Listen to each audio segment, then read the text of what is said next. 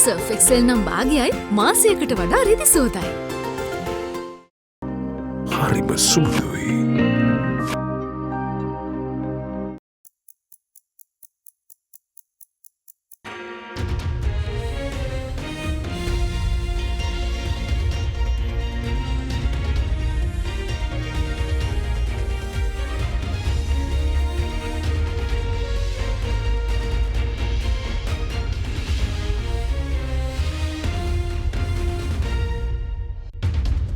Tonight on First at 9, this Sunday the 26th of February 2023. Demands. Tear gas and water cannons on National People's Power protesters in Colombo, urging government to hold local government elections.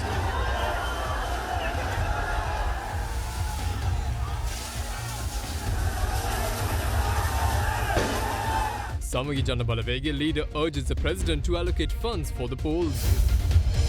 No way. President Ranil Wickremesinghe says that funds can't be released for elections on an ad hoc manner. Bilateral cooperation. Ports and Aviation Minister invites French businessmen to invest in shipping, aviation and energy sectors, while the French envoy in Colombo expects more tourists from France to Sri Lanka. Fix the matter.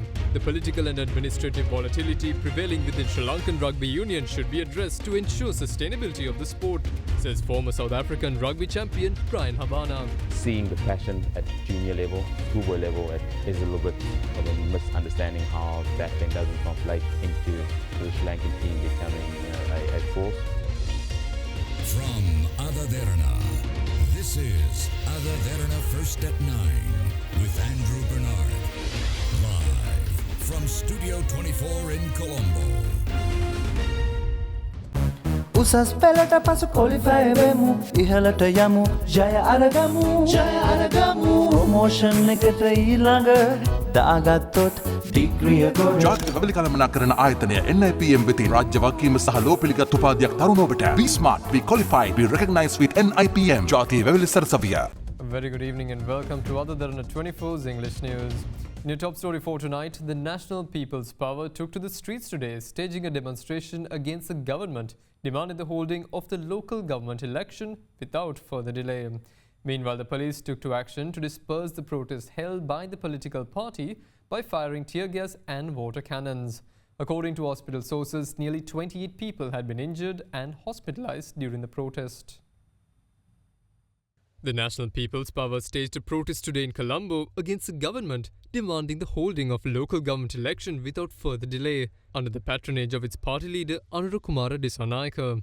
However, earlier today, the magistrate courts of both Fort and Maligakanda issued an order preventing any protest marches from taking place in Kolpeti and the Colombo Fort areas. Accordingly, the order was issued against 26 persons, including the leader of the National People's Power, Anurukumara Dissanayake, for marching towards Golface, the Presidential Secretariat, the President's House, the Finance Ministry premises through several roads in Colombo. In such a backdrop, the protesters who had gathered at the Vihara Mahadevi Park in Colombo started their protest march near the Nelum Poguna Theatre at around 3 p.m. The group then marched towards the Lipton roundabout. However, the police had already blocked Dean's Road and the Hospital Square Road. The protesters then marched towards Hyde Park Corner, bypassing the police at the Lipton roundabout.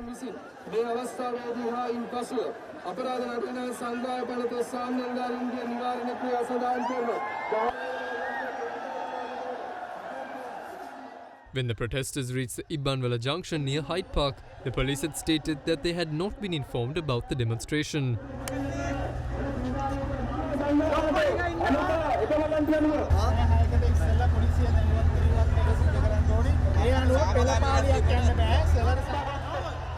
As such, the protesters remained at the same place and staged their protest.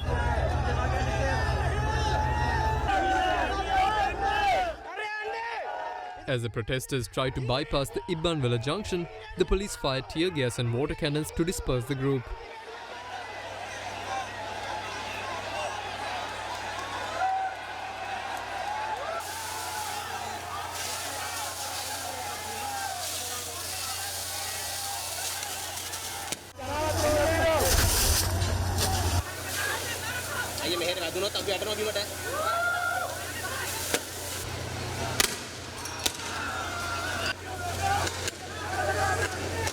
The group was then fired with a second round of tear gas and water cannons when they gathered at the Lipton roundabout and once again trying to walk towards Hyde Park.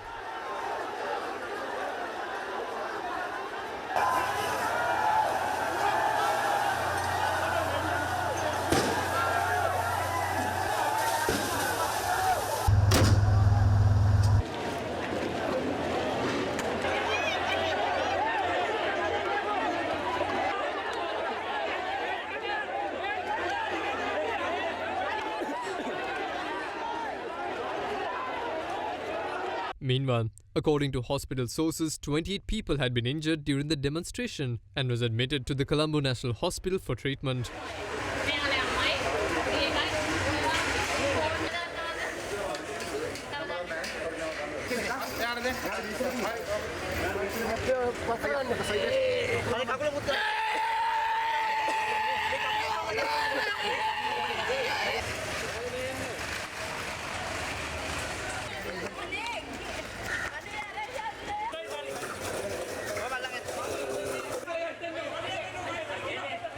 Following this, the protesters then gathered at the Lipton roundabout and held a rally.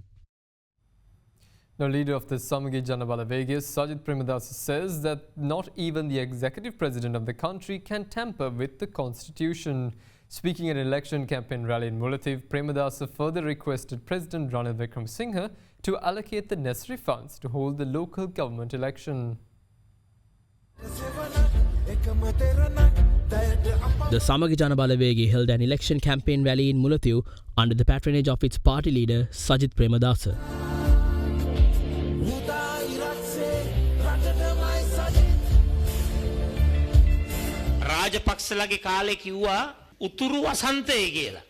When the Rajapaksas ruled the country, they called it the Northern Spring. Yet I don't see a Northern Spring here. The president himself is saying that there is no election in Sri Lanka. The people's right to vote is ensured through the constitution. No one can tamper with it, not even the executive president. I request the president not to be afraid, but rather give the opportunity for the people of our country to cast their vote. He's saying there aren't sufficient funds to hold an election because he's afraid of it.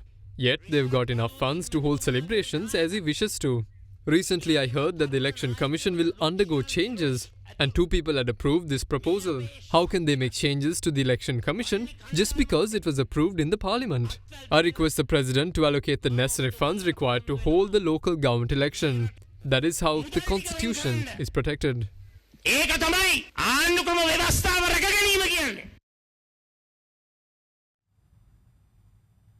Now, President Ranil Wickremesinghe says that the government cannot afford to release funds on an ad hoc basis to merely hold elections, especially without proper estimates.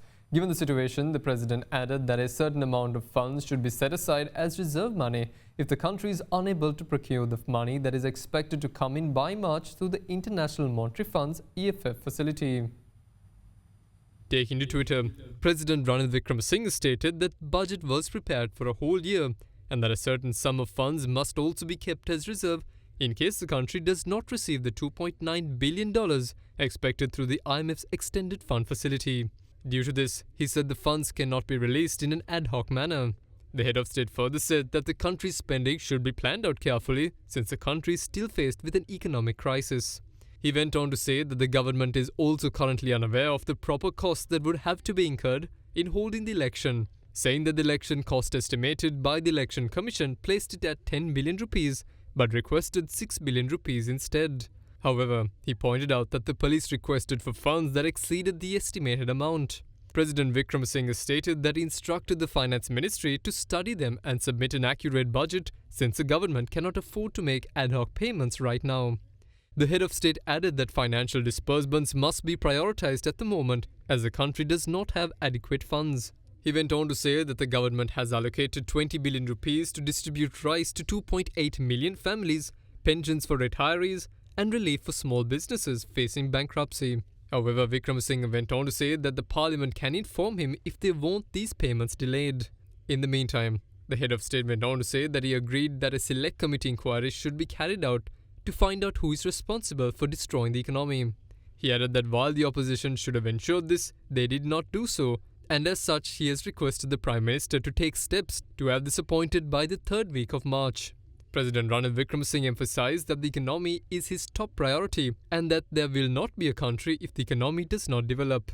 Concluding his Twitter post, he highlighted that everyone in the country should focus on one question, and that was whether it would be possible to keep the constitution while losing the country. The president stated that the constitution can be protected only if the country is protected.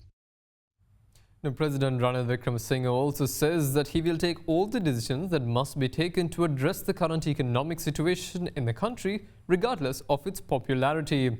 Addressing the annual general meeting of the Royal College Lawyers Association, President Wickremesinghe said that the government is looking at law reforms and introducing new laws in the future, especially targeting the environment. The head of state also said that the government is aiming at developing Port City Colombo as a financial centre. The annual general meeting of the Royal College Lawyers Association was held in Colombo yesterday under the patronage of President Ranil Wickremesinghe. At a time when the country is facing an unprecedented crisis, I thought, one, take whatever decision you have to take which is good for the economy and good for the country, however unpopular I might be. And you know, all of you have been affected by my decisions of having to pay additional taxes. But you had to take those decisions. There are a lot of hard decisions. You can't run away. I will take all the decisions that must be taken, regardless of whether you are popular or whether you are unpopular. You have a task, do the task. That's why I've been standing firm. I have been taking the decisions, and I didn't want this country to go through what Greece has gone through.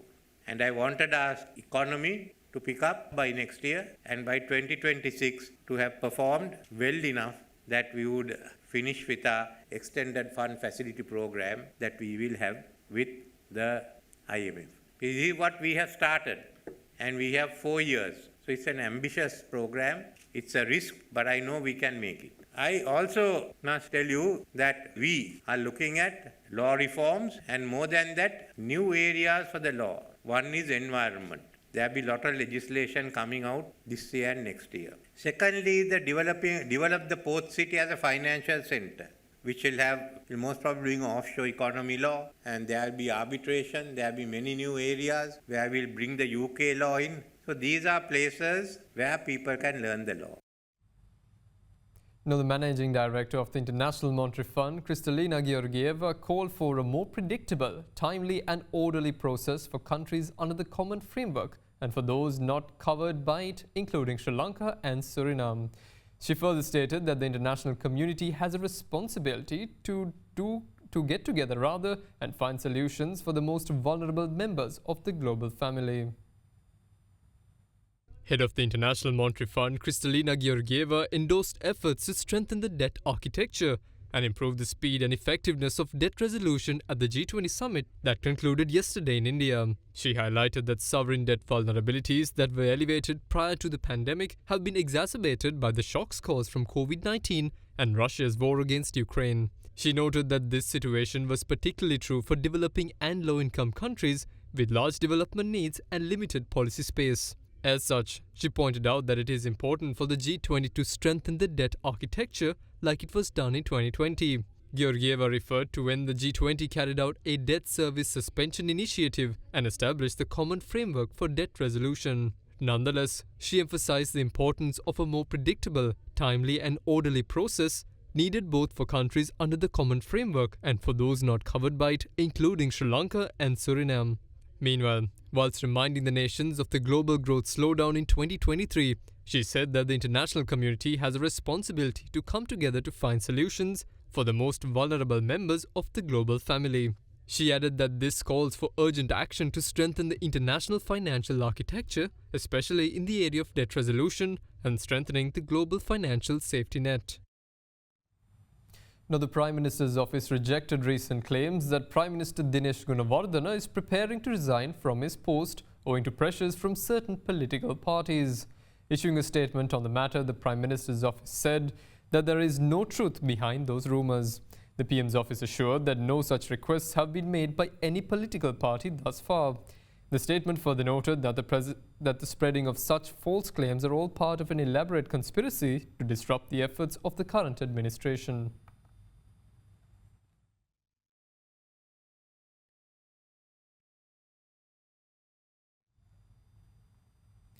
Now, the committee appointed to inquire into the violent incidents that occurred on the 9th and 10th of May last year says that the former acting chief of the Defence Staff, General Shavindra Silva, has failed to order the relevant Triforce officials to prevent the eruption of the violence. Further, the committee recommended a CID investigation to be carried out against General Shavindra Silva. Last year, former President Gotabaya Rajapaksa appointed a 3-member committee to inquire into the violent incidents that occurred on the 9th and the 10th of May last year. The committee, headed by Admiral of the Fleet Vasantha Karannagoda, included Marshal of the Air Force Roshan Gunatilaka and former Army Commander General Jaya Ratnayaka as its members. The committee report that was compiled based on the evidence recorded from the witnesses was handed over to President Ranil Wickremesinghe on the 8th of September last year. On Friday, a copy of the report containing recommendations of the committee, headed by Karannagoda, was handed over to the appeal court to be used as reference for a case filed by 34 parliamentarians, including Dr. Bandula Gunawardena and Gamini Lokuge, seeking legal action against several respondents, including former Acting Chief of Defence Staff General Shavindra Silva, Inspector General of Police C.D. Vikramaratne, over their alleged failure to prevent the harm that occurred to their residences and property. The report said the non-deployment of the Special Force members of the Triforces that are deployed during the emergency situations and failure of then Acting Chief of Defence General Shavindra Silva to issue an order for the relevant officials became an obstacle in preventing the violence which erupted that day. The committee also pointed out that the Defence Secretary ordered the former Acting Chief of Defence Staff to ensure that no kind of violence takes place in the country. However, he has failed to pass those orders received to the heads of the security forces. Further, the committee recommended a CID investigation to be carried out against General Shavindra Silva.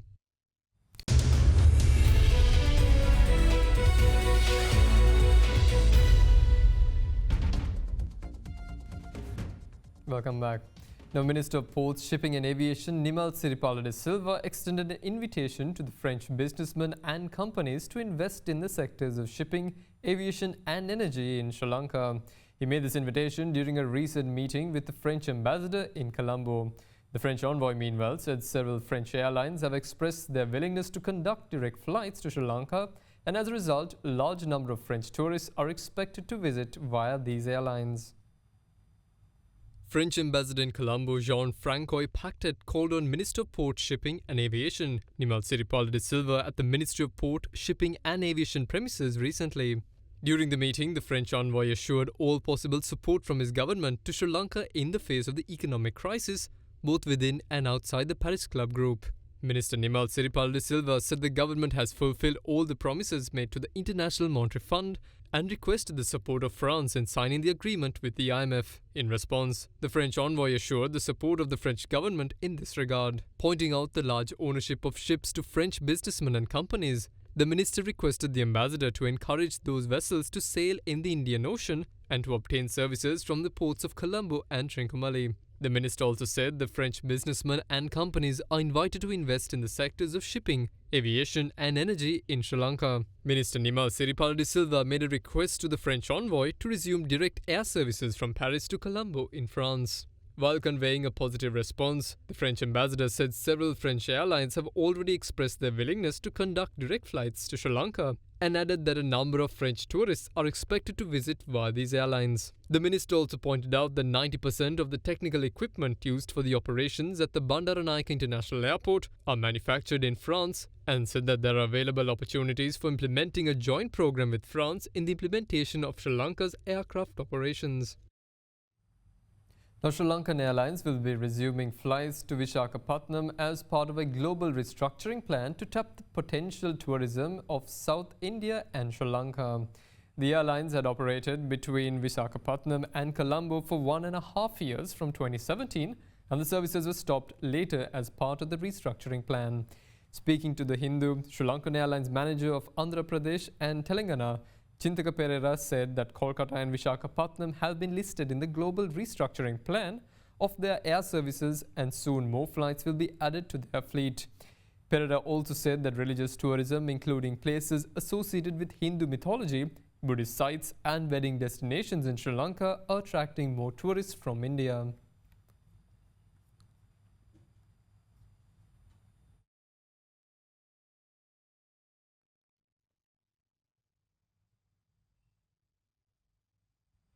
Now, Russia halted supplies of oil to Poland yesterday via the Dresba pipeline. The halt in supplies via the pipeline, which has been exempted from the European Union sanctions imposed on Russia following its full-scale invasion of Ukraine, came a day after Poland delivered its first Leopard tanks to Ukraine. The supply halt also came after US President Joe Biden visited Warsaw and Kyiv in a show of support for Ukraine a year after the invasion. Meanwhile, on Friday, the European Union agreed for a 10th package of sanctions on Russia. However, Poland said that only 10% of crude oil has been coming from Russia and they will replace it with oil from other sources.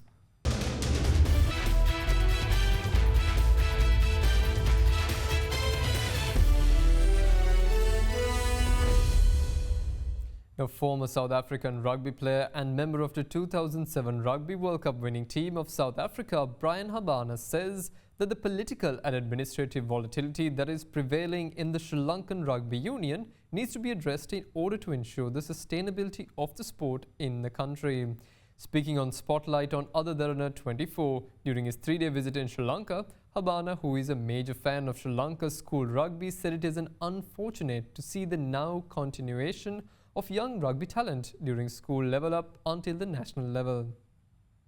I think the unfortunate thing, doing a little bit of research, is there is a lot of political and administrative volatility in Sri Lanka Rugby Union, which unfortunately then doesn't filter that gap between going from schoolboy or club level into the senior team, and that probably needs to be addressed primarily for sustainability on a long-term venture, to be able to make sure that there is proper developmental structures in place, for the Sri Lankan open or men's team to then go on and achieve success. So seeing the passion at junior level, schoolboy level, it is a little bit of a misunderstanding how that then doesn't translate into the Sri Lankan team becoming a force, particularly within the developing market economies and competing with the likes of a Japan, of a Fiji and various other nations. They get to play at the Commonwealth Games, but it's one where it potentially goes very badly from a results perspective. So not 110% knowing the exact circumstances within the volatility around the administrative and political influences,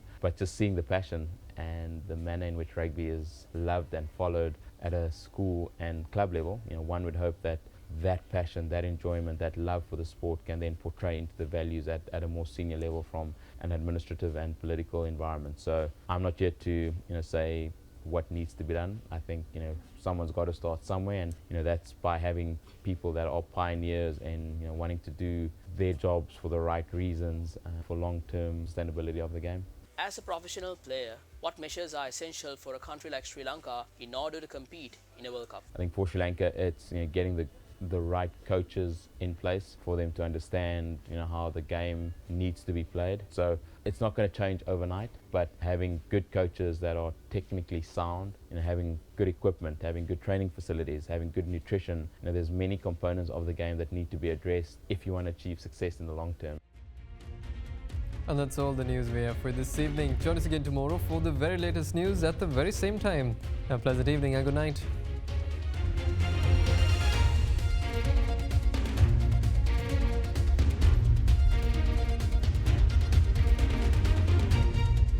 For news and information you can trust 24 hours a day, visit AdaDerana.lk.